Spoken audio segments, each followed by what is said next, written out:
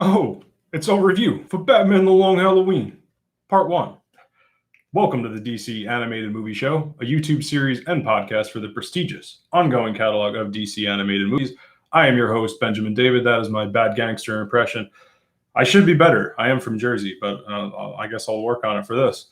Tonight we are live on our YouTube channel, Above and Batman Beyond, and the audio from tonight's episode will also be on our DC Animated Movie Show podcast, so be sure to subscribe to both. So tonight, 24 June, calendar year 2021, we review the newest of DC animated movies, Batman The Long Halloween, Part 1. The film dropped 2 days ago on June 22nd, both digital and physical, which we'll definitely talk about in a minute since that is pretty rare for these movies, getting both digital and physical day and date. And before we continue, telling you guys now, this is a spoiler review of Long Halloween Part 1. If you haven't seen this movie, then please be forewarned. Once again, 3, 2, 1. This is a spoiler review, spoilers. Also, don't forget about our newest behind-the-scenes vid here on the channel called The Long Halloween in 4 Minutes. Just dropped that the night before The Long Halloween. I was technically on Tuesday morning at like 3 in the morning, but it dropped just in time for the movie to come out. And really like that vid. Check it out. It was a lot of fun making it. Since we are live here on YouTube, if you're joining us in chat, please feel free to drop some Q's and A's as well. Your own thoughts on the Long Halloween movie or any other questions and comments on DC animated movies. Let's check in with the chat, speaking of which.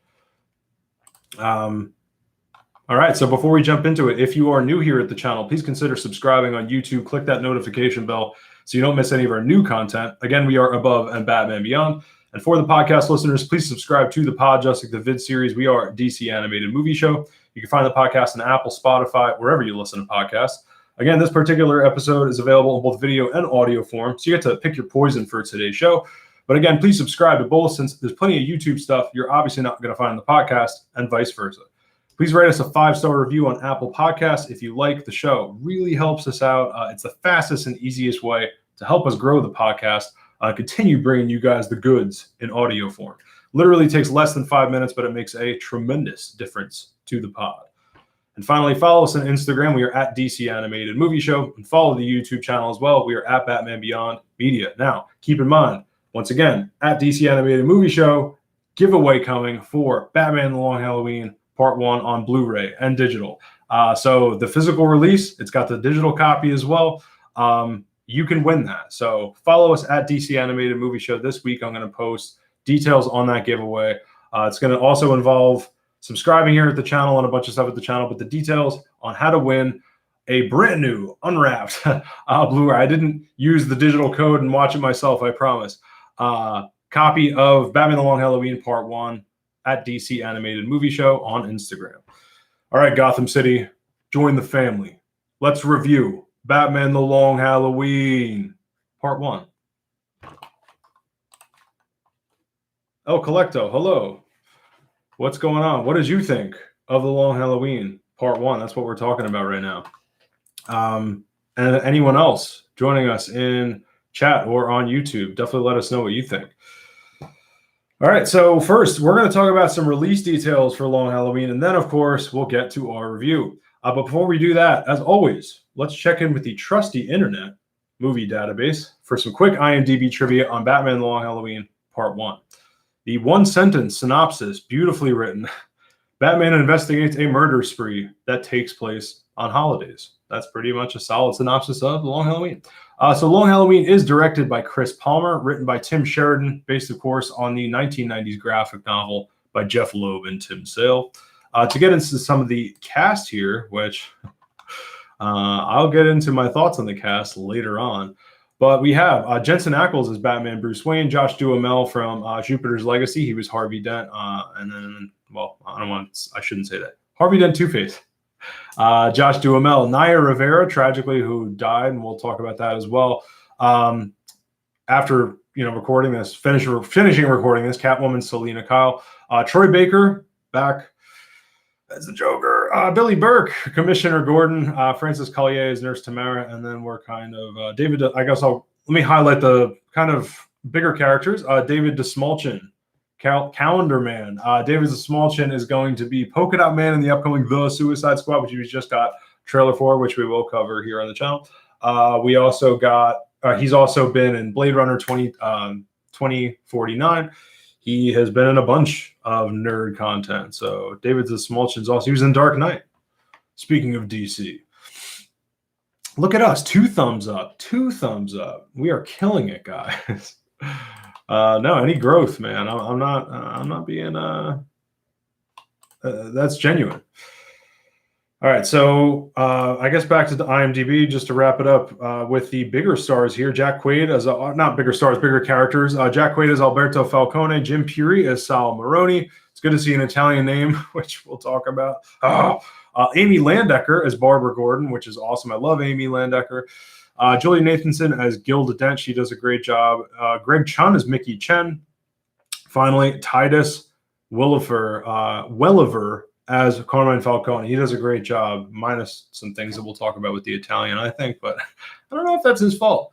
Shout out to Fred Tatasciore here on the cast. Solomon Grundy he plays, as well as a large triad. I guess that's the guy that Batman fights in the Chinatown scene, which is incredible. Can't wait to talk about that. Oh my God. And but Fred Tatasciore is also in DC Showcase Short Adam Strange, which we just reviewed in our Showcase Short review series, to plug our podcast series here on the here in the DC Animated Movie Show. And we're also going to have vid clips of that coming up on the channel. So subscribe for that.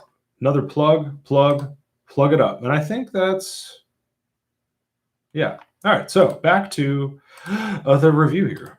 And some, actually, let's hit release details. Actually, no, let's actually, before we hit release details, we got to give a shout out to Tim Sheridan, who also wrote a bunch of stuff. So he's kind of like part of the Lukich verse now, we're calling it, who's going to be, you know, that's our new Superman Man of Tomorrow verse, and some other of the movies. What else am I trying to say? Justice Society, World War II. The newer animation style that we're seeing in WB animation, this is what I get for not having this stuff open, because I'm stumbling on my words. But Tim Sheridan seems to be kind of one of their go-to writers in the new Lukich verse, which is our new animation style with the thick black outlines, kind of the Archer style animation.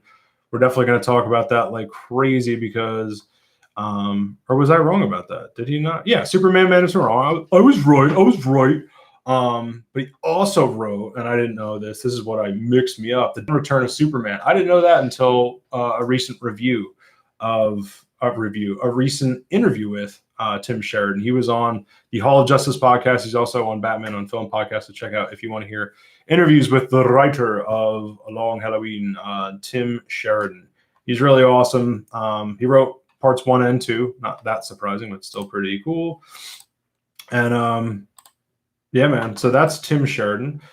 Chris Palmer. Let's check out what Mr. Chris Palmer has done. I am not familiar with this director. I thought we could do some of this live because, you know, Benjamin doesn't have all the time in the world. He has some time, but he doesn't have all the time. But he can keep you entertained with his BS and the weird sounds that he makes. Let's see what Chris Palmer has under his belt here. Justice League Action. So that was that like 11-minute short animated DC series from a couple years back with Kevin Conroy as the voice of Batman. He did some of the Batman Unlimited Animal Instincts videos. Justice League versus Teen Titans. He was a storyboard artist on Justice League versus Teen Titans, which is a much better movie than I like to give credit for. That's part of the DCAMS, the Tuckerverse, whatever you want to call that universe. That's a solid movie. And storyboard artists typically, you know, kind of graduate to director. So let's see how much else he's directed. I don't know if he has. Oh, sorry. Batman: The Long Halloween Parts 1 and 2, Voltron, Defender. I guess I was right. In terms of DC, he hasn't directed any other DC, but he did work on some other DC. Probably why I haven't heard of him too much. But still pretty cool that he's, again, graduating. Good for him. And Young Justice, he's a storyboard artist on that. Did 10 episodes in Young Justice. Young Justice is a really well done show insofar as animation. Legend of Korra, if you are a Atla, Avatar: The Last Airbender person. But yeah, man. So some solid people working on this flick. And man, he directed the hell out of this movie, Batman the Long Halloween Part 1. It is so damn cinematic.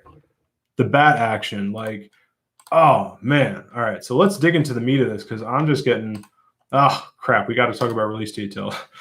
I'm like bumming myself. Now, this is important to talk about, though, because Batman the Long Halloween is a two-part movie, as you guys probably know, with Part 1 released on June 22nd, so just 2 days ago. Part 2 is just next month on July 27th. From my memory, for whatever, I thought it was like August or fall.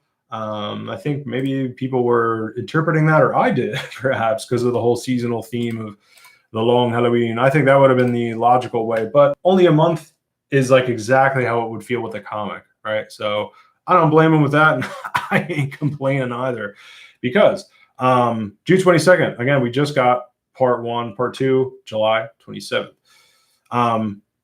Again, it's rarity. It's a rarity to have day and date release, physical and digital.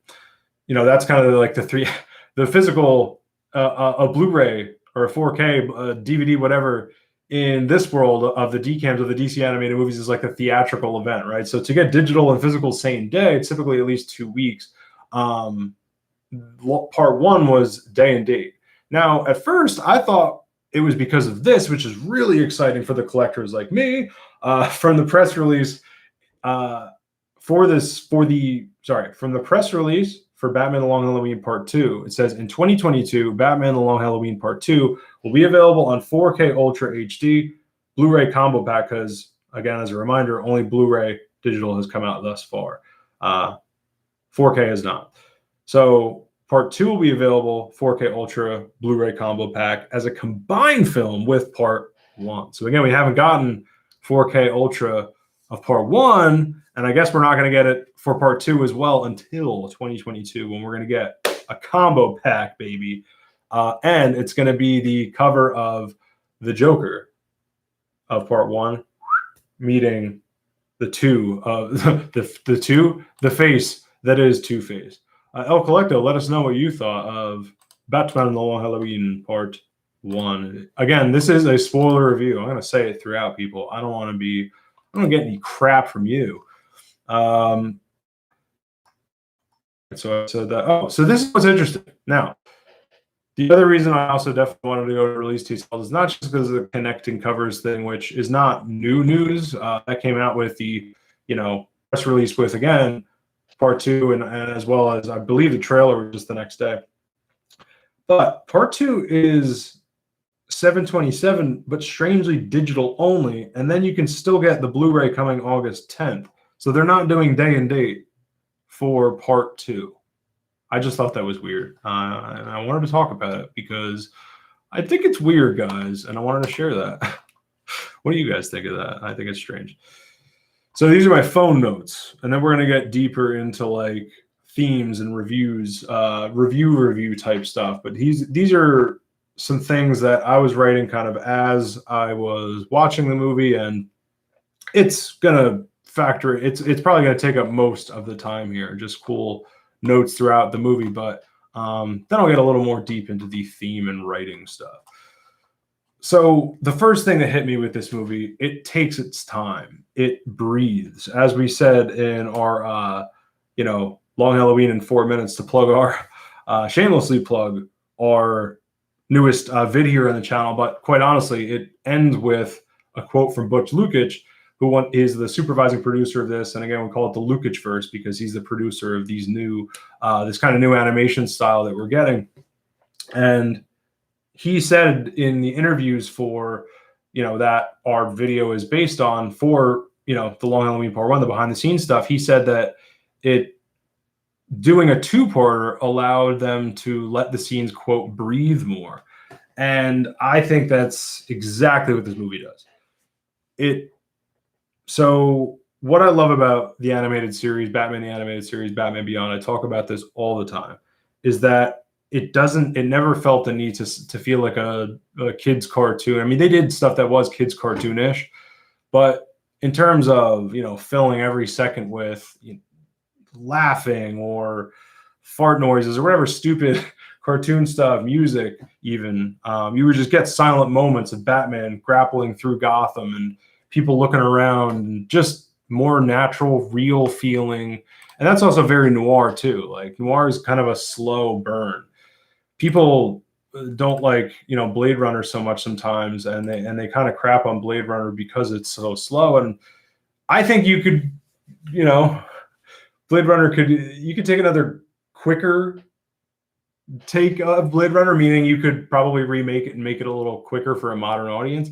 But it's still, and yeah, you could say 2049 was kind of that, but that was still a slow burn. I mean, point is, noir takes its time. This was in no way Blade Runner boring, let's call it, for those criticisms. That's not me talking. Just saying that it is like, I mean, between that and the anachronistic factor of it, so it's like an anytime. You're getting 30s, 40s noir tech and cars and buildings, and Commissioner Gordon, you see at home, has an analog Bell phone with the rotary, and then Batman has all his high tech stuff. So it's like, what year is it? Doesn't matter. It's in any year. It's in any future, like in Batman Beyond that we get, which we all love so much, right? So between that and then this movie, just breathing is the perfect word. Taking its time, grappling from building to building. He sees Catwoman. It zooms in on Catwoman. You see her turn. It's just all these kind of pauses and beautiful things of crazy wide, ultra wide shots of Catwoman running in front of, which is in one of the trailers, a huge spotlight on a building. And then you just see the big ass outline of a cat, like straight off a comic cover of something, from like one of the animated series inspired comics. Epic, iconic shit in this. Watchtower Database, such a good movie. Our review's coming next Sunday. What up, Watchtower Database? Our boys at the Dub DB, we just had them on for our 100th podcast here on the channel for Above and Batman Beyond, our OG flagship show here on the channel. And we were more than honored to have all three members of the Watchtower Database on there. Ted Kendrick, I'm forgetting your names now. Ted Kendrick, Maddie Washburn, and James Strecker. Sorry, I'm on the spot doing live. As you can tell, I'm kind of new with this. Now it's cool. But yeah, it was an honor having you guys on. Thank you so much. And I agree, such a good movie. Like this movie, so going back to the animated series stuff, I am so relieved. This movie just relieves me because as much as I appreciate it, I'll call it, and did like what we got in the DCAMS, the DC animated movie universe, the Tuckerverse, whatever you want to call it. What we mentioned before is kind of the New 52 verse. I wasn't a huge fan of, and even the root of it, their source material, Grant Morrison, New 52. Those are kind of two versions of Batman that I like. Some of the New 52 Batman, I like the Court Owl stuff, but then even when they adapted Court of Owls, it really wasn't very Court of Owls. Like the Talons weren't kind of the Talons that we got in the book. They totally changed them up. The Court Owls functioned differently in Gotham, and were kind of this different. It was Court of Owls-ish, but it wasn't Court Owls enough, I'll tell you that. And then the Grant Morrison stuff. I mean, Son of Batman, Damian, he wasn't a well-liked character to begin with. Definitely not by me. And I think they did a good job for what they had. I do appreciate the hell out of them. I really love Justice League Dark Apocalypse War. Believe me, there's gems in there. Batman Bad Blood. Again, the source material for me is meh. I am also, what's weird though, and maybe I'm disproving myself right now, I'm also not too much of a fan of The Long Halloween. I didn't think of that until I just said it. But what I'm saying though is I guess the noir, I got really French there. Noir of it, the anachronism of it, like I said before, the anytime of it.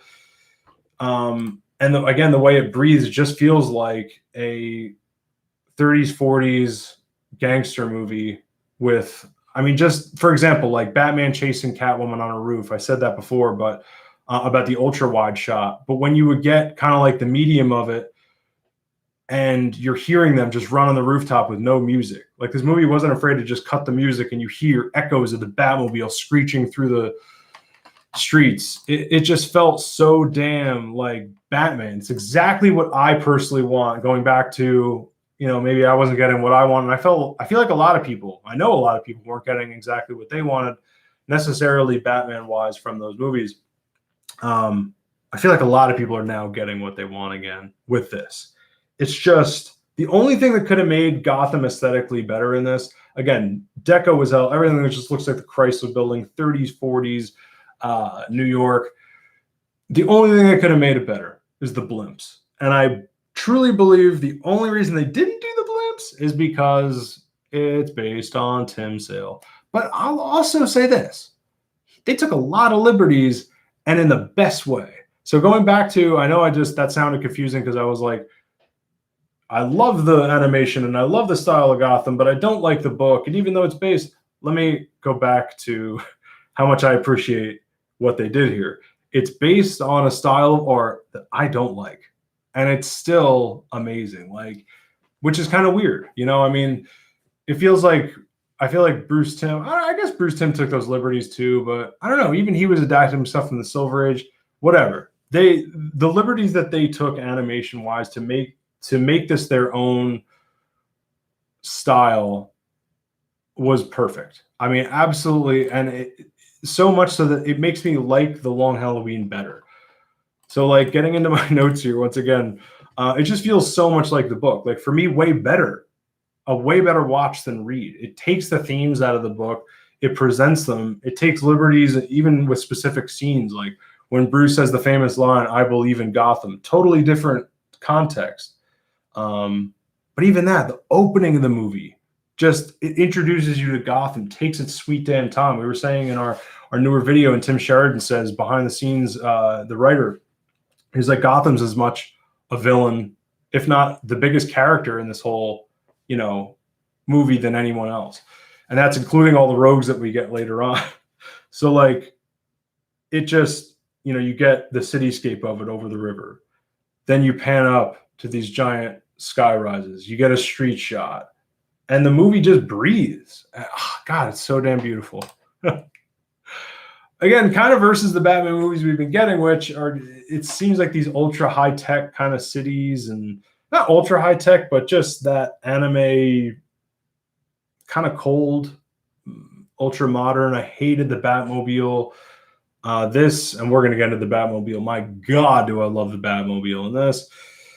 But look, between the anachronism and the breathing, once again, I'll wrap up this breathing part because I can't say the word breathe again without annoying myself.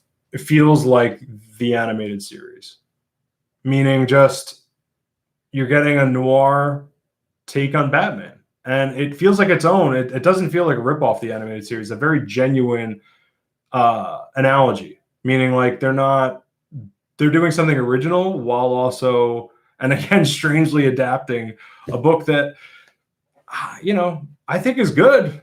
Parts of it are great, but I think the themes of it are the best part.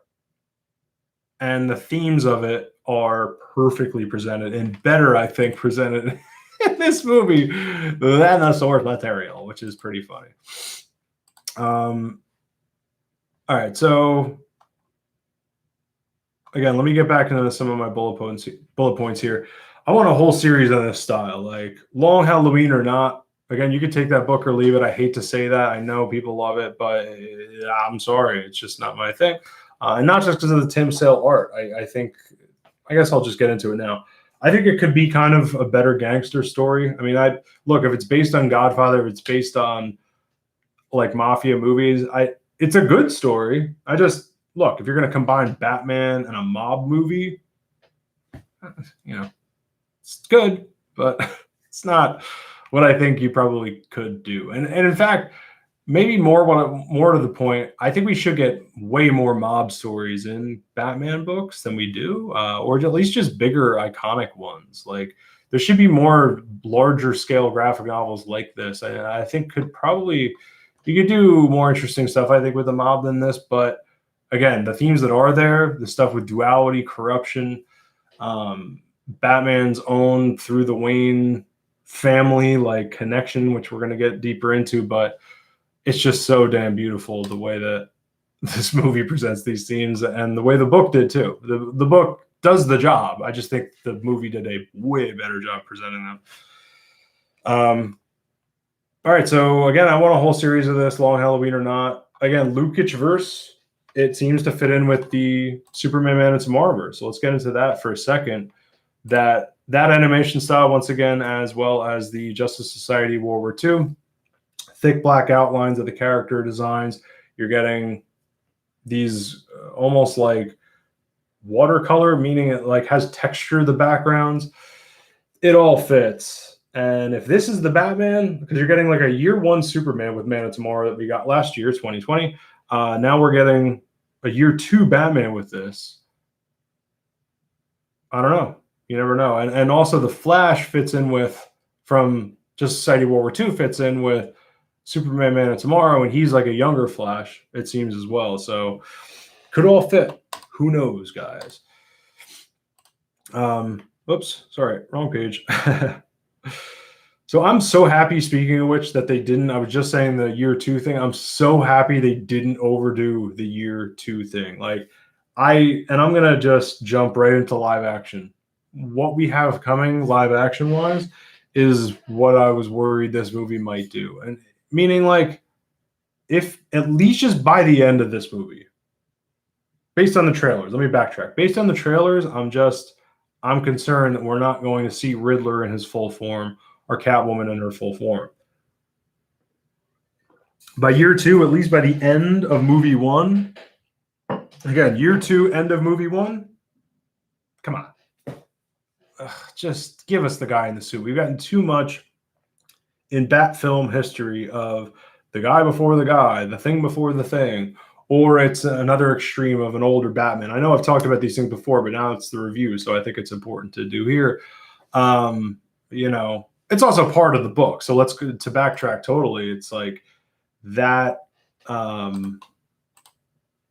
That's part of the book. So if you're adapting the book, then yeah, you got to kind of do the year two thing.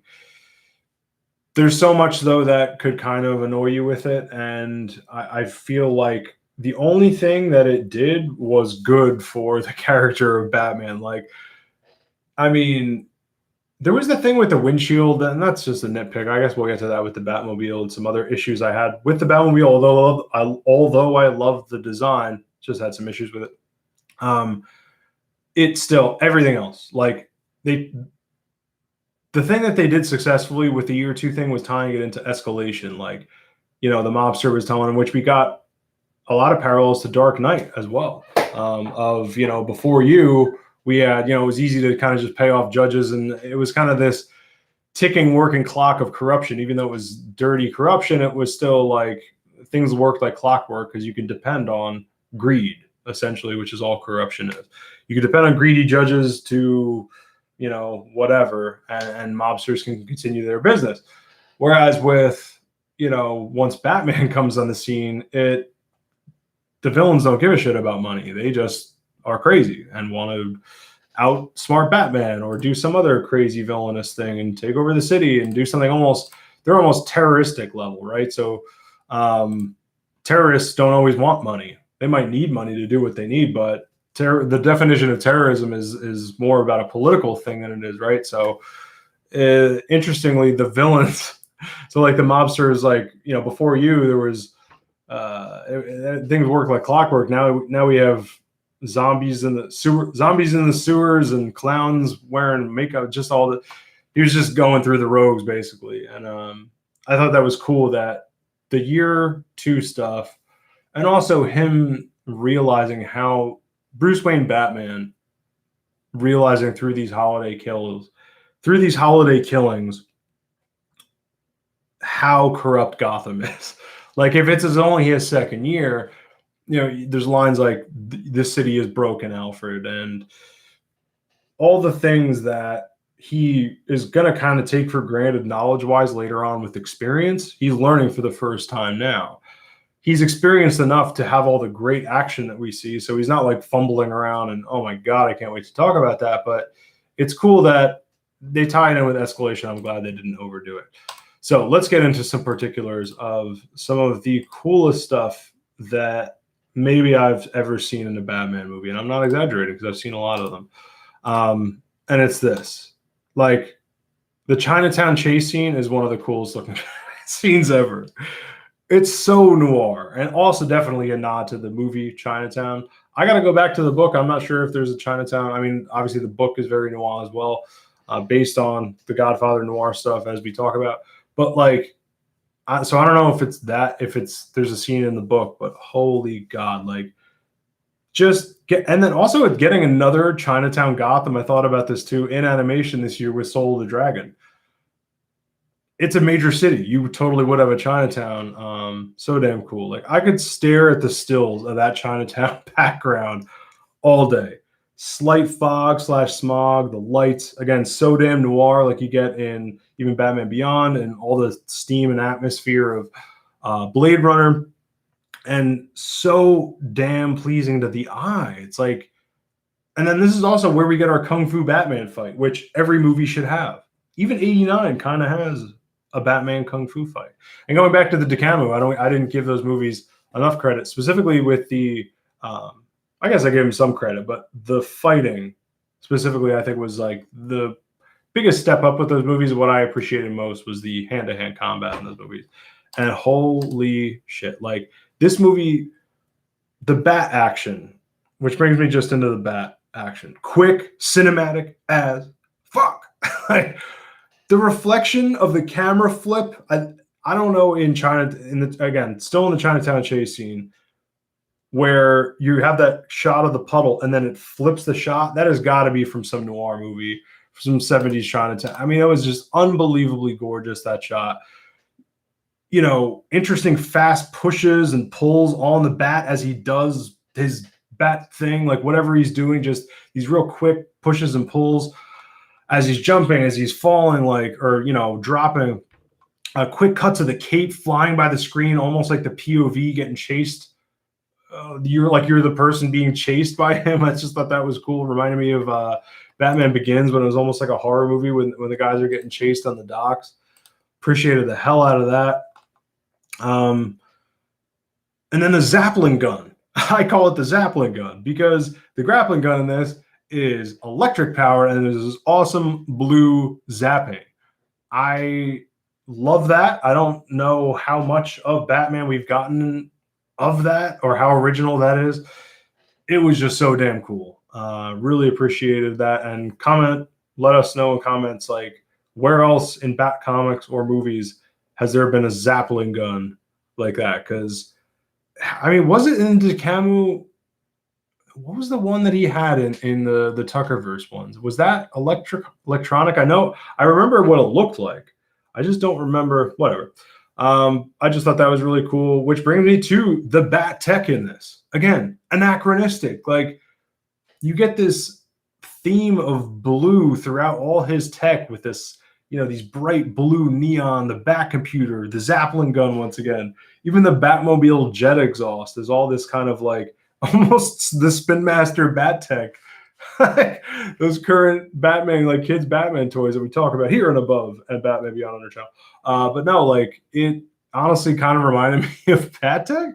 But then again, you have Jim Gordon on his rotary phone, a deco-ass city, old-timey looking 30s, 40s cars.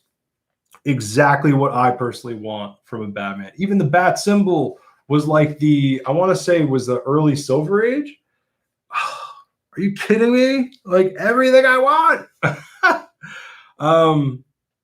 Now, sound design, all around stellar work. I mentioned before, lots of quiet moments. I won't say BREATHE again, but it does that.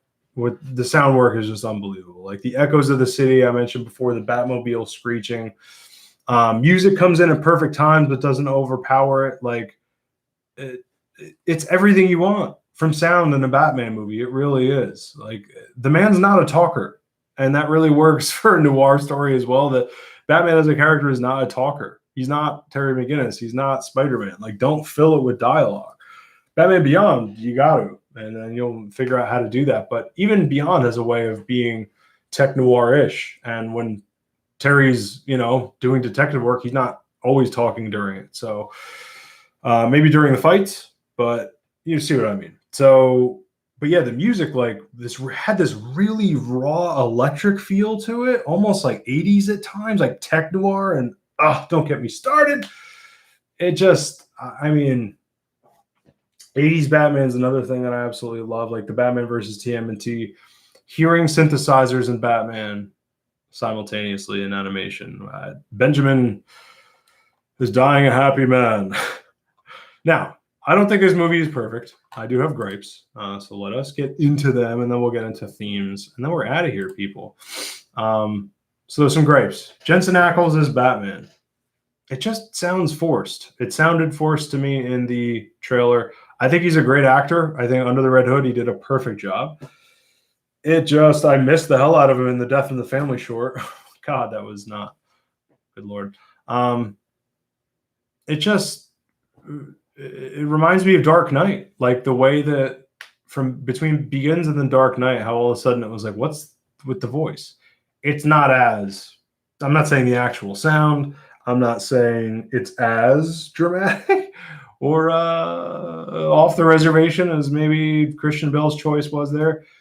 It just kind of sounds like a guy going like, I'm Batman. And I don't know why. I said in one of my trailer reactions that I think it's because his voice isn't deep enough, so he was kind of cast wrong. I don't think that's it. Because when he's Bruce Wayne, I think he does a good job.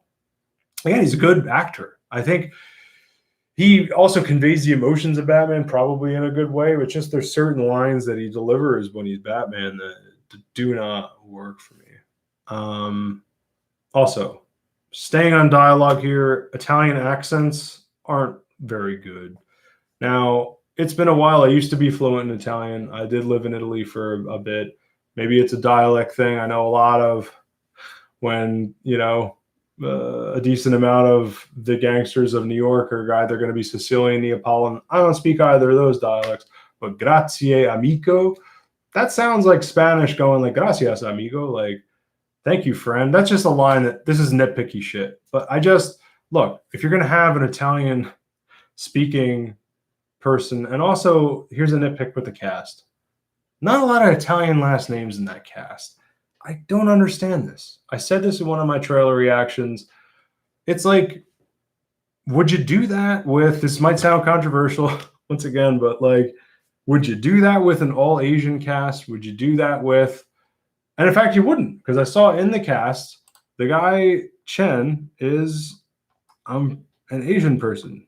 Greg Chun does the voice of Mickey Chen, and Greg Chun is an Asian person.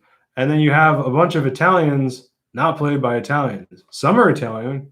And here's the thing. It's not hard to find Italian actors. It's not, like, even if it was, just find them. This is a Batman gangster movie. I don't know. Look, actors can do accents, but I also don't think when they were doing some of the Brooklyn/New Yorkish accents, they were very good. Coming from New Jersey, once again, formerly speaking Italian, I can pick up on these things maybe a lot more than other people. But this even goes to stuff with, like, I've heard other people from the tri-state area talking about agreeing with me on being sick of and never really liking the Harley Quinn, Margot Robbie Harley Quinn. I just think she's not doing a great New York, like Harley Quinn has a Jewish Brooklyn accent, and that's just not what Margot Robbie is doing effectively. I'm sorry. El Colecto. So it sounds like this movie exceeded your expectations. If you had to list, sorry, I'll speak slower. So it sounds like this movie exceeded your expectations. If you had to list from best to worst all animated Batman movies, where would you place this one? Oof. Wow. Bringing out the big guns, El Colecto. Ranking them. I mean, it's up there, dude. I'm not going to lie. Because, like, you can honestly take the entire DCAMS. Bad Blood was good, but this, I mean, this is all right. So this is the comparison I'll make.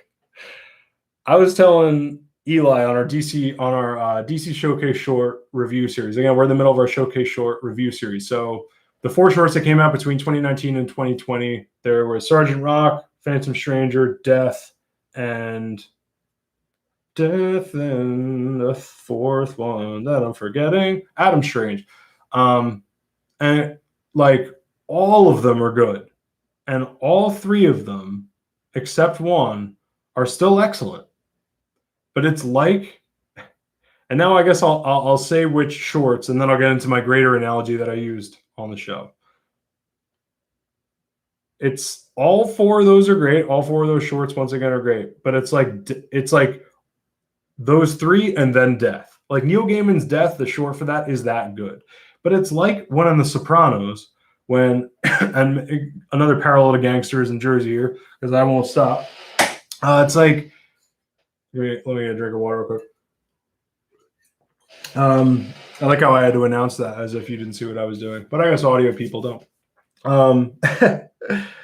It's like if you had a TV show, a network TV show, and it was really good, and then all of a sudden, The Sopranos come onto the scene with the Emmys. And actually, some funny Emmy history. I didn't realize this, but The West Wing was still beating out The Sopranos for like 5 years, which is absurd.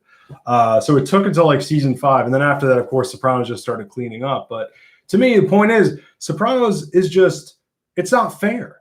It's just so good that it's like there's TV, and I'm not trying to rip this off HBO, but it's like it's not TV, it's HBO. There's television, and then there's Sopranos. Like you can make the best network TV show ever. The Sopranos? I mean, that's each episode is a film. What's amazing about this is that, again, it breathes like a film between the running time and the two-parter.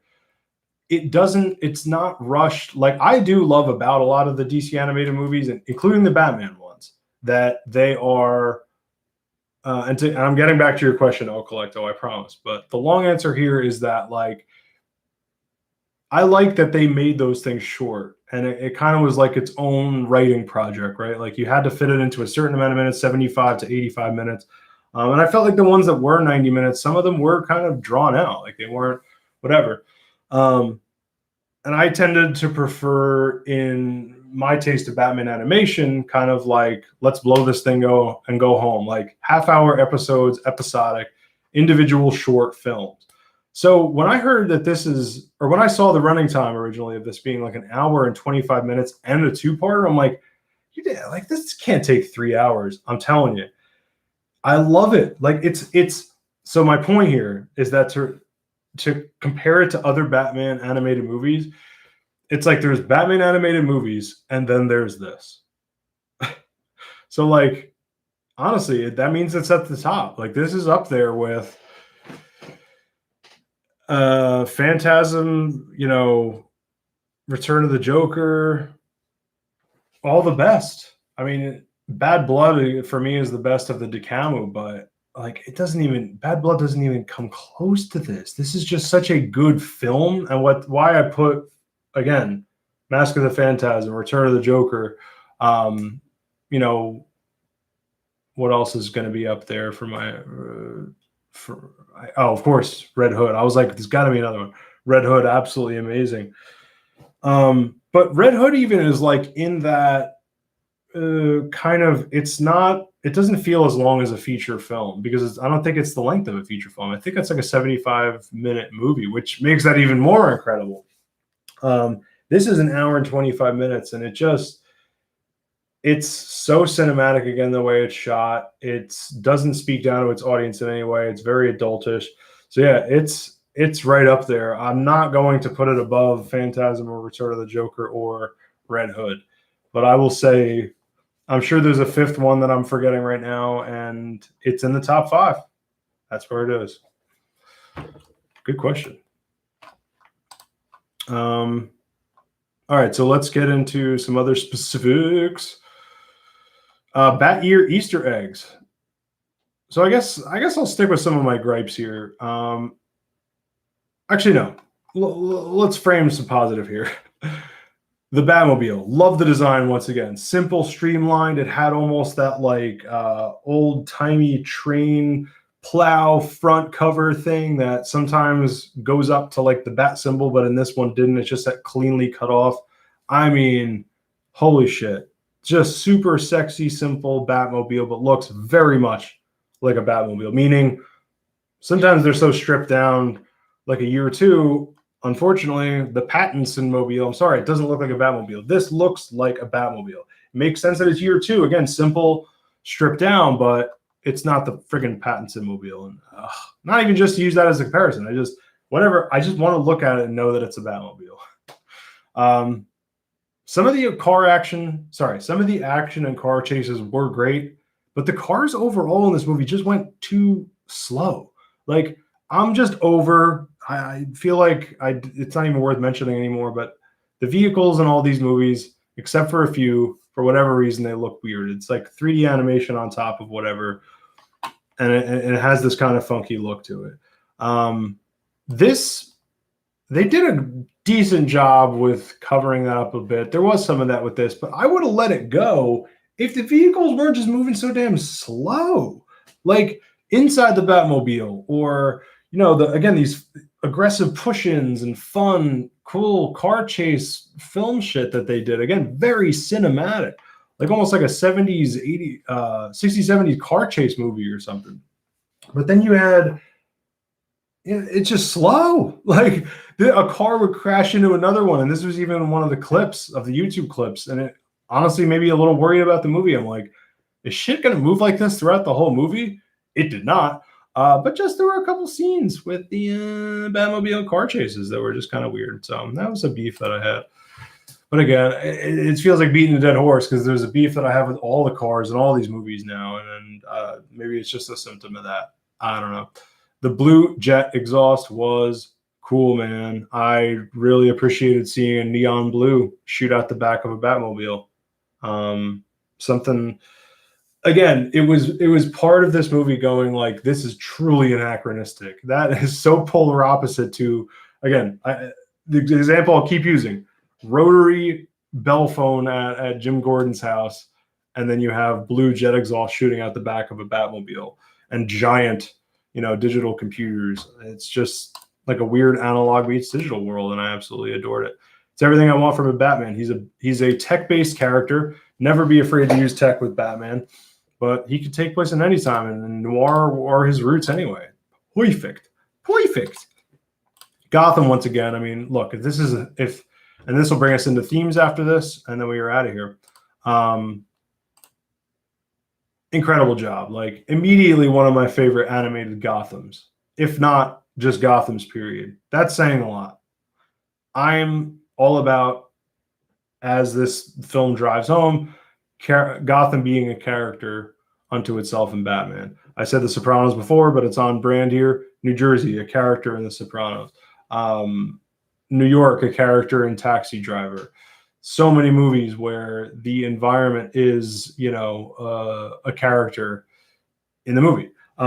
So it's kind of like in this, to not make Gotham absolutely stunning would have been a crime. And man, did they do it. Like maybe not absolutely stunning, but at least to not do a good job. They went just, as we say on the podcast, above and Batman. They went above and beyond. And with Gotham, I mean, I liked the background work and the animation style of this Lukic verse. Again, the thick black outlines, what we're getting in Man of Tomorrow, what we're getting. I still, and even with the trailer, I saw cool stuff, but the way that, again, they would do these long shots of Gotham, let it BREATHE, and you just felt like you were there the whole damn time. Like being in this hell that is Gotham is what, even though it's beautiful, which is weird. And like, so that brings me to my relationship kind of with New York, like coming from New Jersey.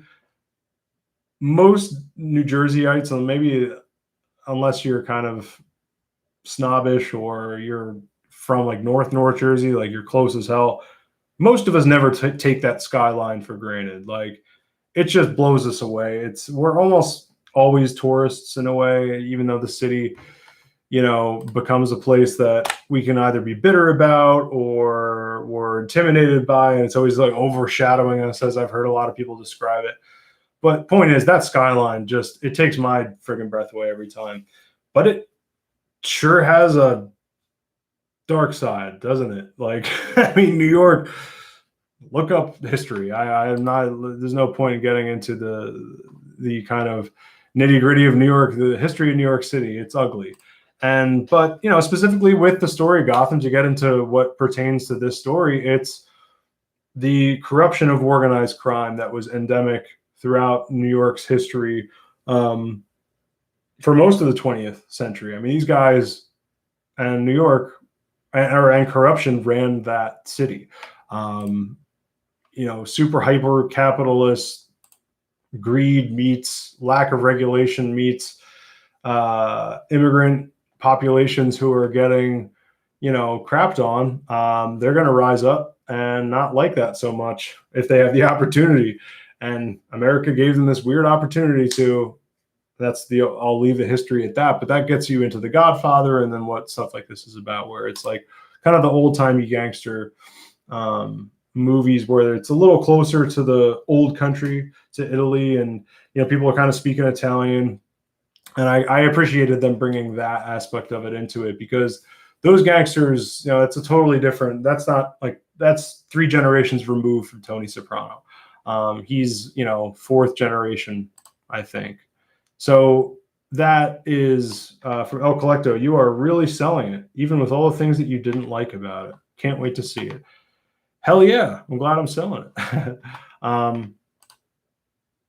But yeah, I mean, you know me, I don't try to sell things I don't like. So I think that this point is, I like that this movie did that same thing that I felt about New York, of this really beautiful, epic, like just unbelievable. You can't believe the modern marvel that is the skyline of New York City, but man, it has an awful underbelly. And that brings us into themes, ladies and gentlemen, which brings us close to the end. But to wrap it up with themes here, duality, baby. And then we're going to talk about that giveaway too. But yeah, man, I mean, obviously the theme of duality throughout this, the rise of Harvey Dent, the corruption of Harvey Dent into what is, well, the inevitable of Two-Face, but to see that progression. And if you're not familiar, of course, the movie Dark Knight, again, parallels to Dark Knight, but Dark Knight's based on Long Halloween, if you didn't know. The comic, of course. So with this, you're going to get parallels with this, and to see, a guy making it believable, of kind of like what I guess the movie Joker did for some people, not really for me so much, but at least giving a very believable backstory as to why someone would turn evil. A hopeless environment, hopeless people in their life, just no fucking chance to make it out of anything. And a guy who is, as Batman says in this, like, more ambitious than anyone in the Falcone crime family, or maybe as ambitious as Harvey Dent, and what makes him one of the suspects of this whole movie, of the holiday murders and stuff. And that'll bring us more into the story. We haven't talked too much about the story of this, but the duality, though, of a guy who's supposed to represent the good, and to see him turn bad through these very believable circumstances of, once again, corruption. This is how cities are. Many cities to this day are very corrupt. And New York's getting better, but it was like, especially up through the 80s, it just was so bad with corruption. To see the duality of Gotham, again, this beautiful place with this underbelly, to see a guy who's supposed to be this bright, I'm supposed to work in the light. He even has that line that Gordon tells him. And yet we know what's to come with him being a Two-Face. But also just to witness that, even though you know what's going to come, you're almost getting like this Two-Face prequel. To see Batman, the different sides of him, Bruce Wayne, and the Waynes, right? The corruption of the Waynes. The movie opens with "I believe in Gotham," like it does in the book. How Batman is inextricably tied to the corruption of Gotham, and that which is Gotham, right? Gotham is this equals corruption, right? It's the same thing almost. So if the Waynes are part of that which built Gotham, then that means they were corrupt. And as we established, they did business with the Falcone. And then Bruce doesn't want to admit that. Now Bruce, with his generation, wants to change it. But in order to do that, he's got to go a little dark. Doesn't he, right? So it's just all this flipping of dark to light, dark to light, dark to light. The mob is like the perfect kind of funnel, let's call it, to get from believable crime to a villain. Meaning, like, as we say in the our Long Halloween in 4 minutes video, I think it was Jim Krieg, that one of the producers of this movie. He produces a lot of the newer DC animated movies, and he wrote a lot of them back in the day too. Jim Krieg said that the gangsters in Gotham are larger than life, kind of like the villains are larger than life. They're almost these like, and they are in real life too. Like John Gotti was a celebrity. He was just all about, I mean, Sammy the Bull to this day, his enforcer, this dude is like admitted to killing hundreds of people, plural. He has a podcast to this day. Like, I'm not going to plug it, but the dude is a Sammy the Bull podcast. So bizarre. I'm talking about something in the same medium as a literal gangster who murdered people. God bless America? ? That's just crazy. But the point is that, like, yeah, these people are real, and somehow they're real, and somehow that's a thing. But then there's these villains, which are kind of almost supernatural, but you make it believable by giving like just the level up. I kind of made the analogy between, or just kind of, let's call it the Venn diagram of organized crime and terrorism, where, you know, the goal of organized crime is to make money. The goal of terrorism could be a number of things. It could be political, it could be, you know, ideological, religious, whatever. But the point is, it's like villains have that terroristic side of things. The Venn diagram is the violence, really, right? I mean, the money pays and finances the villains, so they need gangsters and stuff. And that's where there's that thing in the Joker, that beautiful line where he's like, "What, going back to ripping off mob dealers? No.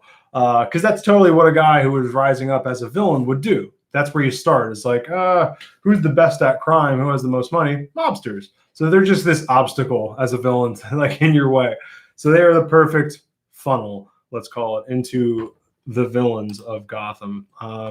The theme of change, seasons, a growing Batman, again, escalation. It's just, it was perfect the way that they did it. I liked it. Again, everything about this so much better than the book. I mean, in the book, it was great that you got, it was well done, the season change thing where, like, with the murder, you got, it would label the season and the holiday or whatever. I should say the holiday. With the movie, it did that too, but I don't know. I just liked everything about the movie better.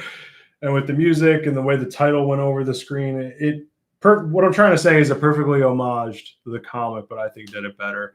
But again, the season of change, not just with duality and, of course, the inevitability of Harvey Dent to Two-Face, but Gotham getting worse.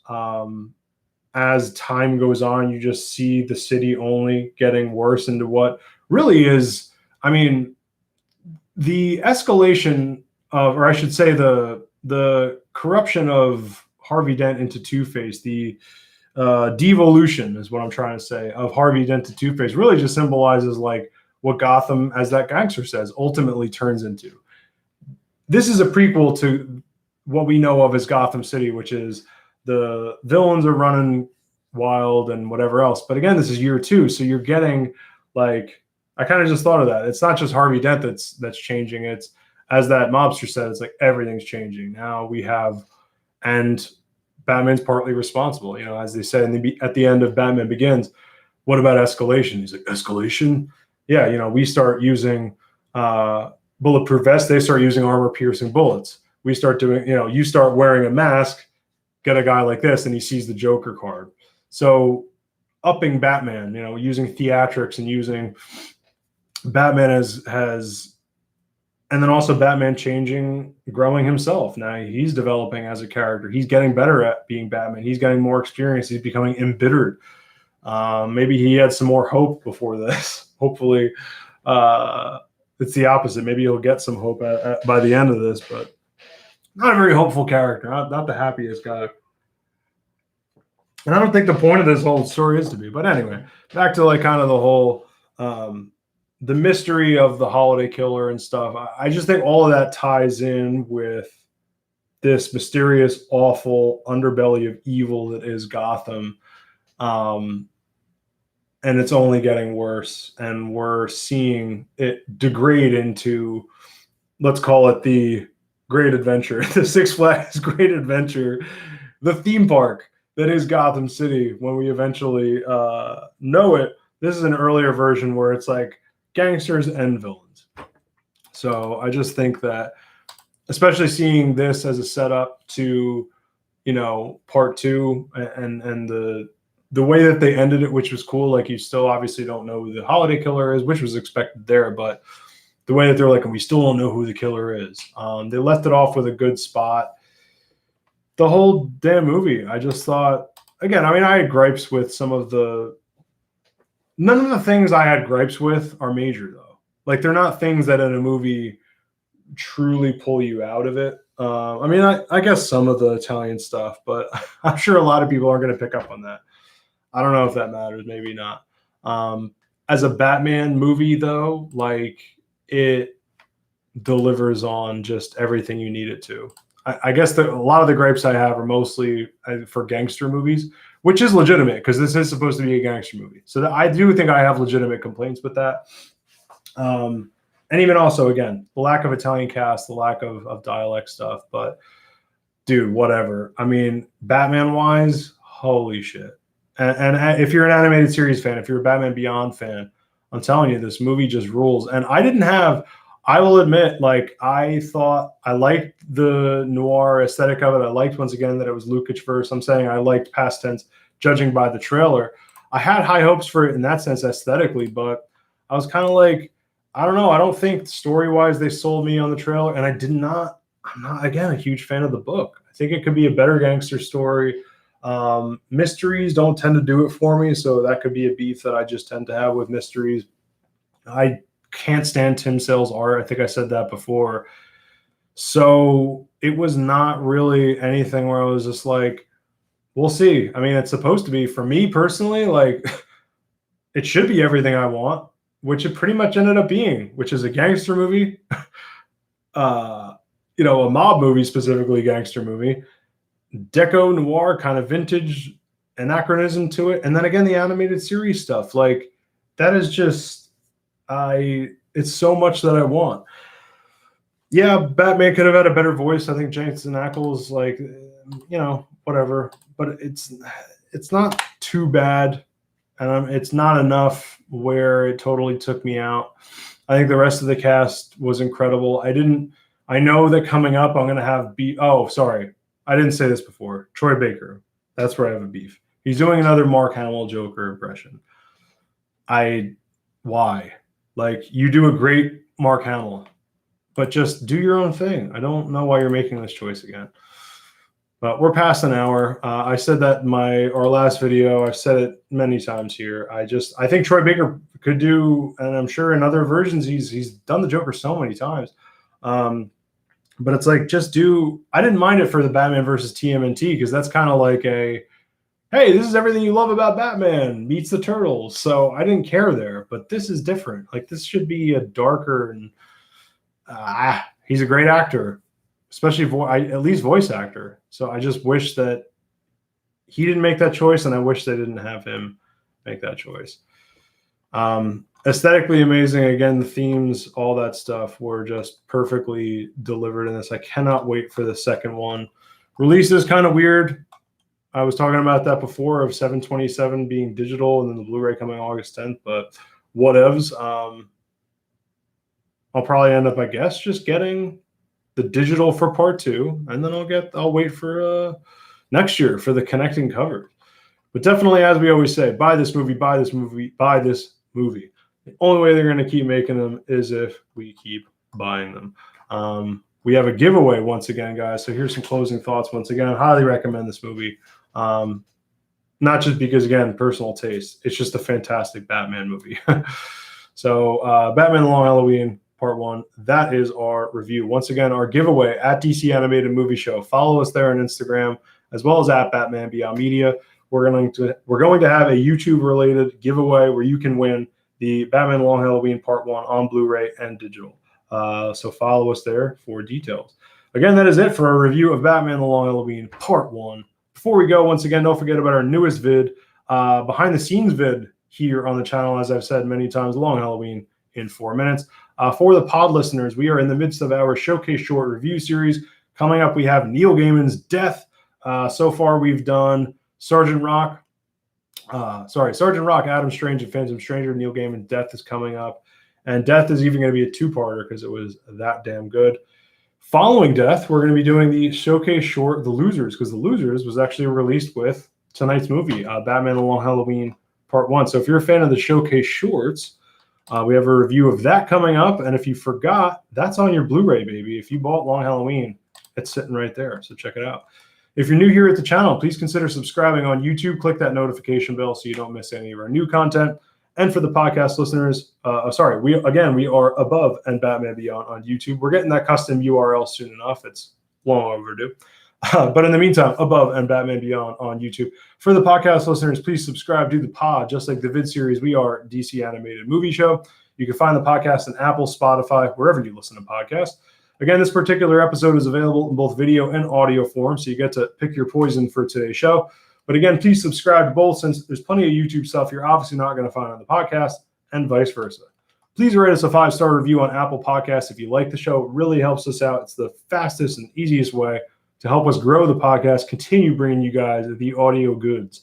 Literally takes less than 5 minutes, but it makes a tremendous difference to the pod. Follow us on Instagram. Once again, we are at DC Animated Movie Show, and follow the YouTube channel as well. We are at Batman Beyond Media. I have been Benjamin David. Animated, we stand.